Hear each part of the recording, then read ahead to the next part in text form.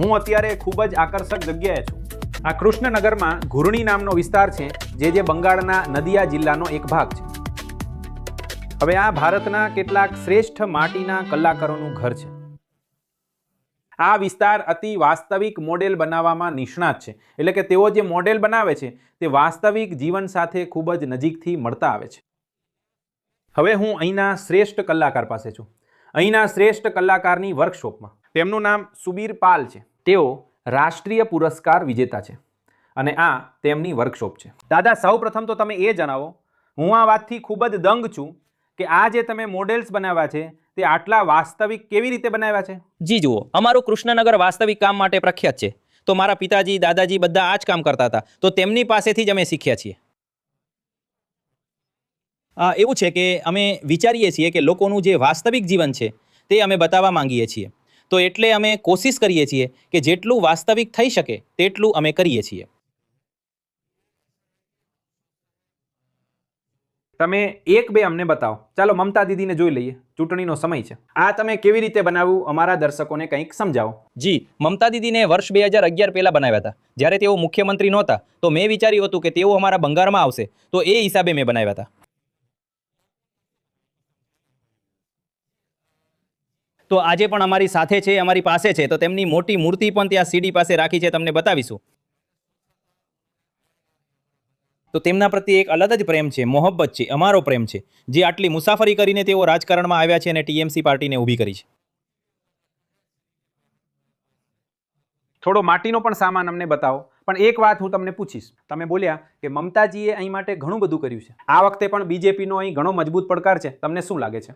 ના જો, બીજેપી તો ઠીક છે, મજબૂત છે, પણ અમે એ વિચારીએ છીએ કે અમારા બંગાળમાં દીદી રહેશે. અમારો જે બંગાળનો આ અગ્નિ ખૂણો અમે કહીએ છીએ.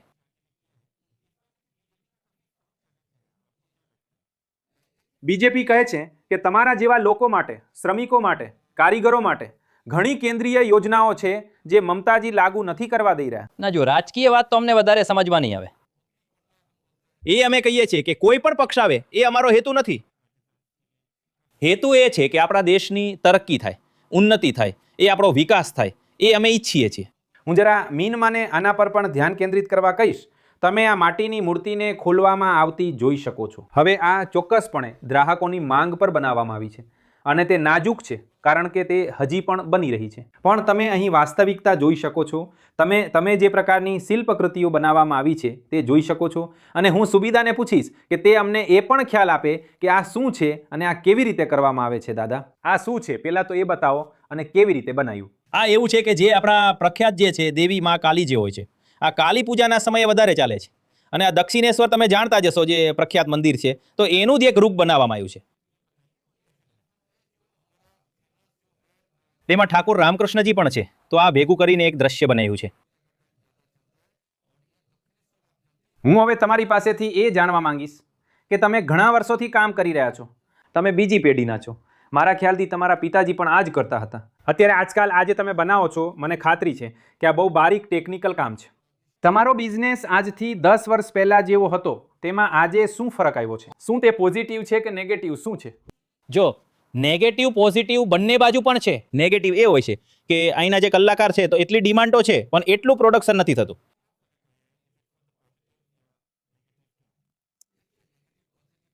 ડિમાન્ડ અનુસાર પ્રોડક્શન નથી થતું, એટલે અહીં શીખવા માટે કોઈ સ્કૂલ, કોલેજ વગેરે નથી. ક્યાંથી શીખે? તો અહીં આ કરવું જરૂરી છે. અને આ ઉપરાંત એક મ્યુઝિયમ પણ જોઈએ જ્યાં અમારી પહેલી પેઢી બનાવીને ગઈ છે. અત્યારે જે જનરેશન છે એ બનાવીને રાખશે, નેક્સ્ટ જનરેશન તેને જોઈને બનાવશે. તો મ્યુઝિયમ જરૂરી છે. અને અહીં બ્યુટિફિકેશન પણ બહુ જરૂરી હોય છે, કારણ કે આ જે પર્યટક કેન્દ્ર હોય છે ને એ એટલું હાઇલાઇટેડ નથી. આ હાઇલાઇટેડ હોવું જોઈએ, કારણ કે અહીં ઘણા બધા કલાકારો છે જે ઘરમાં બેસીને કામ કરે છે. તેના સેલ માટે કોઈ સેલ્સ એમ્પોરિયમ વગેરે સરકાર તરફથી હોવું જોઈએ, કારણ કે જો કલાકાર લોકો બચશે તો જ કળા રહેશે ને. તમારું નામ શું છે દાદા? સંજય. સંજયજી, પહેલા તો એ જણાવો કે શું કરી રહ્યા છો? આ ફાઈબર ગ્લાસનું મોડલ છે. ઠીક છે, આ ચાલીમાં લગાવવું પડશે. જી, તો મતલબ આ તમે શું બનાવી રહ્યા છો? આ પેલી મૂર્તિ, પૂજા માટે જે મૂર્તિ હશે એ મૂર્તિનું જે ચાલી બેકગ્રાઉન્ડ છે. અચ્છા, એનું બેકગ્રાઉન્ડ બનાવી રહ્યા છો. બેકગ્રાઉન્ડ બનાવી રહ્યા છીએ સંજયજી, તમે આ કામ ક્યારથી કરી રહ્યા છો? 20 વર્ષમાં. 20 વર્ષ થઈ ગયા. તો તમારી સ્પેશિયાલિટી શું છે? તમે શું શું કરો છો? મતલબ બધું જ કરી લો છો? હા, બધું જ કરી લઈએ છીએ. અને આ એટલું બારીક કામ છે, બતાવો. તમને આને બનાવવામાં કેટલો સમય લાગ્યો દાદા? આમાં 1 દિવસ 2 દિવસ લાગી જશે. 1-2 દિવસ લાગી જાય છે. માટીનું. આ માટી છે. આ ફાઈબર ગ્લાસનું ટ્રાન્સફર થયું, પહેલા માટીનું છે. અચ્છા, પહેલા માટીનું બનાવે છે, ત્યાર પછી આને ફાઈબર ગ્લાસ પર કરે છે. ઓકે. અને આ જે આના પર તમે આ બધું કર્યું છે, કેવી રીતે કરો છો? મતલબ હાથથી કરો છો? ના, તે બ્રશથી. બ્રશથી કરે છે. સમજી ગયો? બ્રશથી. તો શાહરૂખ ખાન, મન્ના ડે અને અમિતાભ બચ્ચન, અને અહીં આટલી બધી શિલ્પકૃતિઓ, આટલી બધી મૂર્તિઓ, સુબીરદા પાસેથી એ સમજ મેળવવી એકદમ આકર્ષક રહી છે કે આ બધું તમે જાણો છો તેમના માટે કેવી રીતે થઈ રહ્યું છે, કેવી રીતે આકાર લઈ રહ્યું છે. અને દિવસના અંતે જો આના જેવા વ્યવસાયો સમૃદ્ધ થાય અને તેમને વધુ પ્રચાર અને વધુ લાભ આપવામાં આવે તો મને લાગે છે કે આને વધુ સારી રીતે પ્રદર્શિત કરી શકાય છે, માત્ર ભારતમાં જ નહીં પરંતુ આંતરરાષ્ટ્રીય સ્તરે પણ.